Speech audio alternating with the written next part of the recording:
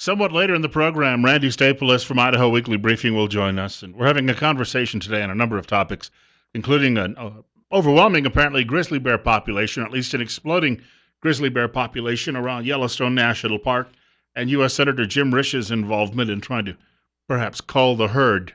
They don't call bear herds, but you know the idea pretty much along that line as well. And he also, Randy, is mentioning in Idaho Weekly Briefing that we have seen some, at least around the state, more school funding efforts on election day were approved than what we would normally see. And he said that may well mean that the state legislature is going to do some retooling when it comes to funding for public schools next year. And also, he's going to talk with us a little bit about the Adams County shooting, which happened on November 1st. Here we are a week later, still talking about this, more than a week later. And that is because it has made some national news as people try to sort out exactly what happened. However, I wanted to open the show today talking about some of the developments that have been taking place over the weekend. Some of you are aware that there was a candidate running for public office by the name of Ben Carson. He is a world-renowned pediatric neurosurgeon. When he was doing that for a living, he used to separate conjoined twins. A couple of years ago, he really gave it to Barack Obama at the National Prayer Breakfast. And after that, a lot of people urged Carson to run for president, including the co-host of mine, who we were doing a show, and Carson happened to be on the show with us about a year and a half ago. And Carson said, I'm not sure yet, but I'm thinking I might do it. And there you go. He's now in the race. And over the course of the last 3 days, Ben Carson's life has been turned inside out. There's a very funny photograph that's making its way around Facebook. In fact, it's on my personal Facebook page. It shows Lawrence O'Donnell from MSDNC, and he's sitting on set, and the caption is, Ben Carson failed to rewind a VHS tape before returning it in 1992. We'll have a 2-hour special tonight. So over the course of the weekend, originally we were told Ben Carson is a bald-faced liar, and then over the weekend, these stories started to fade. As you know, if you've listened to this show, gosh, I've been here almost 11 months. If you listen to this show on a regular basis, I'm somewhat of a media critic, and I do that because I used to be inside the news media world. And I got a pretty good understanding of how it works. And Rush Limbaugh himself, too, was saying this the other day. As I was leaving the office, I was listening to his program on Friday. And he was pointing out that what will happen as the media's story, its narrative on Ben Carson begins to unravel, the media will then turn around and offer headlines along the lines of, Carson is on the defense. Carson finds himself defending himself against allegations made. But of course, all the allegations made are proving to be false, and yet the media is still trying to plant the seeds that Ben Carson is a dishonest man, and therefore you shouldn't trust him, especially now that he's near the top of the polls. He could win the Republican Party nomination, and egad, he could get elected instead of Queen Hillary, and they don't want that. So in their effort to instruct you on what they believe you should know and what you should do, they're going after Carson on all of this. And this is from a piece I happened to see early this morning. I got up this morning, and it was an update from Eric Erickson, who's a frequent fill-in for Rush Limbaugh and hosts a talk show out of WSB in Atlanta, Georgia. Erickson says a candidate for president had a childhood mentor who had been a Nazi. The candidate made up key details about his life and relationships. He attended a church whose pastor routinely attacked the U.S. and blamed the United States for AIDS. The candidate wrote an autobiography, but there was lots of credible evidence he did not actually write it himself. He even fundraised in the home of a terrorist. Naturally, because the candidate was a Republican, the press tore him to shreds. He was discredited and driven from the race. Every little half-truth added up to something substantial.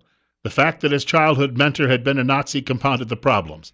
The fact that he had fundraised in a terrorist's home was, in a post-9/11 world, a really big deal, even though it happened before 9/11. Erickson goes on to write, of course, all the details are true of a candidate except one. The Nazi was actually an anti-communist, or an anti-American communist, So a communist, that was Frank Marshall Davis, if you didn't know. The candidate was Barack Obama. The press gave Obama a pass on all these things and never demanded his college transcripts. They gave him a pass on inconsistent biography details, such as his literary agent, claiming Obama was born in Kenya. And then he goes on to say Hillary Clinton's best week on the campaign trail, according to media, had her admitting she privately told people Benghazi had been a terror attack, but publicly blamed a video. She was given a pass on claims she flew into Bosnia under gunfire, which was not true. She was given a pass on claiming to be named for Sir Edmund Hillary, which she was not. John Edwards, he writes, had a mistress on the campaign trail. The media ignored the story and would not touch it. The press did their best to dismiss, attack, and demean the men who dared serve with John Kerry. Those were people, veterans, who served alongside Kerry and disputed his Vietnam War narrative and claimed he was not telling the truth. Conveniently, polling shows Dr. Ben Carson the most liked and most trusted candidate out there in the Republican primary, so a series of stories are now trickling out, casting down on Ben Carson's veracity. Now, Carson, I don't know what more he has to do and what more he has to say. Even the Wall Street Journal jumped on board because you had Politico and CNN and all of the other left-wing suspects who were going after him over the last few days. But then the Wall Street Journal jumped into the fray, and the Wall Street Journal said, well, Carson claims he took a psychology course at Yale, and that he got named the most honest student in class and got an award. And the Wall Street Journal said no such class existed. And you sit there and you go, uh-oh, this is it for Dr. Carson. And then Carson turned around and released the syllabus for the course. The course, it exists. It's called something like Psych 323. It's called Perceptions is the name of the class. And he even listed the professors and the teaching assistants and everyone else who was involved with it. And a rundown of the reading material in the course. And now there's just silence from the Wall Street Journal. Silence, absolute silence. So you begin to wonder, what exactly is going on here? Why is it they want Ben Carson out of the way, and why do they want him out of the way now? And no one is issuing an apology, even though everything that they have done is essentially slander. I mean, it shows you the depths of the depravity of mainstream media in this country today, and that they are attacking this man. They're attacking him because he said the pyramids were likely used to store grain. He's bringing up a thought, an idea there that is 600 years old and has been bouncing around Christian circles for 600 years. But you see, he's a Christian, and that's a very dangerous thing. They're criticizing him because he's a Seventh-day Adventist, and they say that would be a bad thing in the White House, although they criticized him when he said a Muslim would be a bad thing in the White House. So according to media, a Muslim would be good, but a Seventh-day Adventist would be bad. You do the math on that one and see what you come up with. It's 8:14. Bill Colley with you on Top Story on News Radio 1310, KLIX, and newsradio1310.com. 43. Carson appeared yesterday on CBS Face of the Nation, and he believes the media is digging itself at this point a deeper hole. I have tremendous admiration, obviously, for West Point, which is why I, included that story, and tremendous admiration for the people who serve in our country.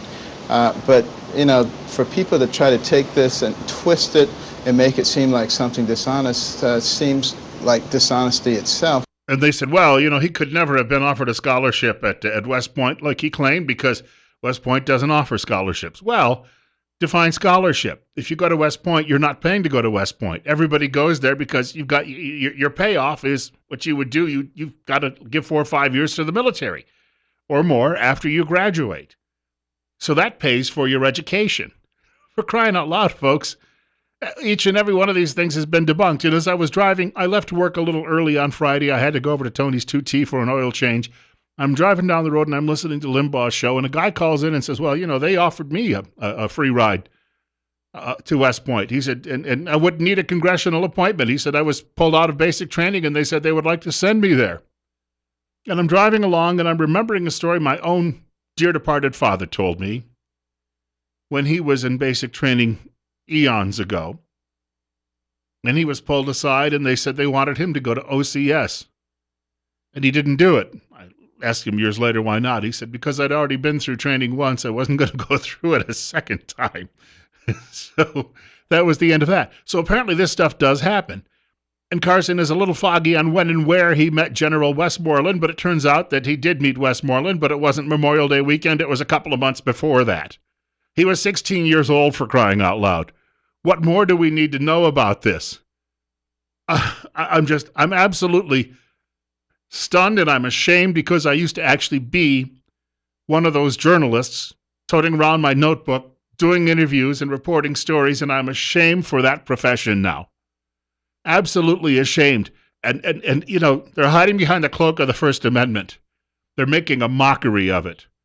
And again, they don't say, I'm sorry. They just keep saying, we stand by our story. In other words, we're consulting our lawyers while we sweat ourselves here over the fact that we're being criticized about our mistake. But they're not saying mistake. 816. Carson says the reason that he's being challenged is because he's a threat to the established order. There are a lot of people who are very threatened, and then, they've seen the recent head-to-head polling against Hillary and how well I do, and, they're worried. There's no question about it. Yeah, they're worried. There's no question about it, as he points out. They want the man out of the way. They're doing to him what they did to Herman Cain. They trumped up some stories about Herman Cain being a guy who liked to grope women or hit on women, and they just kept the drumbeat going until Herman Cain dropped out. And then you never heard anything more about that story. His accusers vanished, and the media vanished. They were no longer even talking about Herman Cain or to Herman Cain. It's a setup, folks. We have a telephone caller with us, 736-0300. You're up next on News Radio 1310 KLIX and newsradio1310.com. What's on your mind? Well, Bill, good morning. I was just going to say, that was 50 years ago.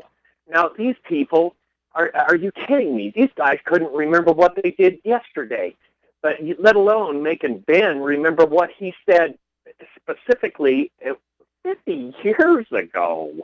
I mean, a half a century ago. That I don't know. It's just that I don't even know what to say. Most days I could not tell people a day later what I had breakfast the day before, but I gave this some thought yesterday. I know on Saturday I had 2 eggs over easy, 3 turkey sausage, and a piece of toast. Why? Because I normally have cold cereal or oatmeal. So I said to myself, all right, I'm going to commit to memory to make a point about Carson, what I had for breakfast on Saturday. But that's maybe the only time I've been able to do that. Otherwise, I couldn't sit here and tell you what I ate last Saturday or the Saturday before. It's just ridiculous.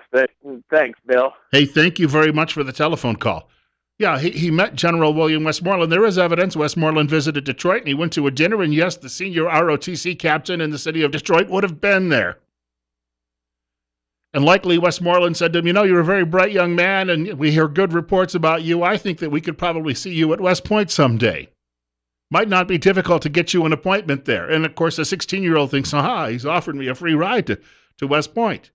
And it is, well, not a free ride. As I said, there's a commitment that you have to put in afterwards. And Carson even said, I wasn't willing to make that commitment. I had already decided I was going to medical school. And these people are telling you how to vote, and they're planting these seeds because there are a lot of people out there. It was a dead weekend. Let's face it, most people are not really connected to the news as much on weekends as they happen to be, because this thing was dumped on the public on a Friday. And then you've got all of the rest of the media saying, questions being raised about Ben Carson. Yes, they are. But the questions being raised are asinine, which that should go in the headline too, shouldn't it? So they planted the seeds. They had 48 hours over the weekend where people were watching football or shopping or dealing with family issues.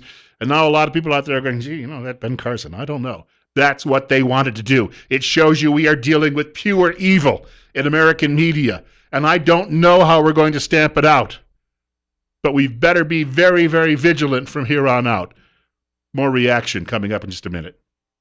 On Friday, more details emerged about Benghazi and emails and email servers that Hillary Clinton had. But which story got more attention on Friday? Hillary the crook or Ben Carson may have fabricated his past. May, stress may. So we're going to raise these questions, and whether or not they're true, we're going to destroy Mr. Carson, and then we're going to promote our girl. That's what this is all about. And Hillary Clinton had signed on her first full day in office as Secretary of State. She had signed on an agreement that said everything she went ahead and did in running the office and her private emails and her personal server, all of that were things she said she would essentially not do. So she was aware she was breaking laws. She could go to jail for this. She could go to prison for 10 years. Well, it won't happen, obviously. There's one set of laws for liberal Democrats, like the Clintons, and then there are other sets of laws for the rest of us. We have to remember that.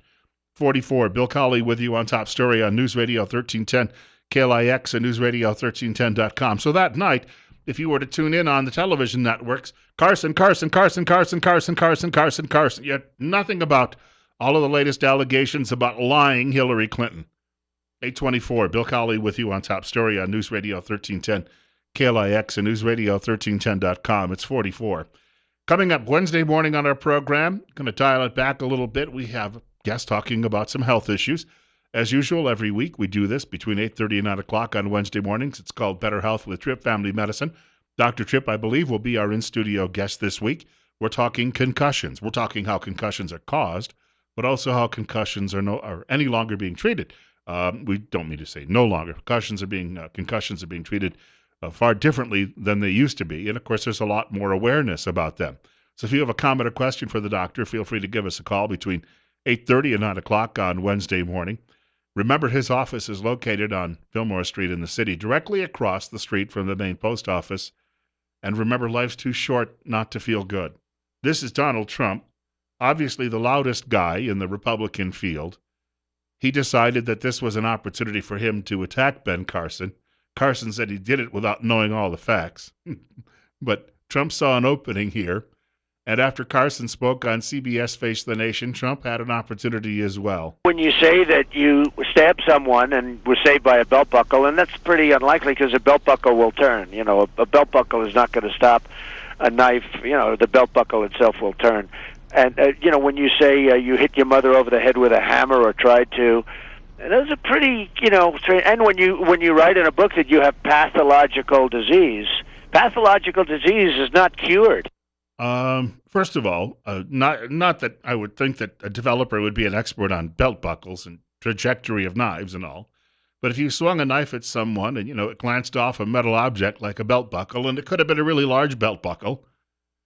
So Mr. Trump is really seeing an opportunity to make some hay here, but I think it's a bit of a stretch. And obviously he's looking at the fact that Ben Carson is breathing down his neck in all of those national Republican polls.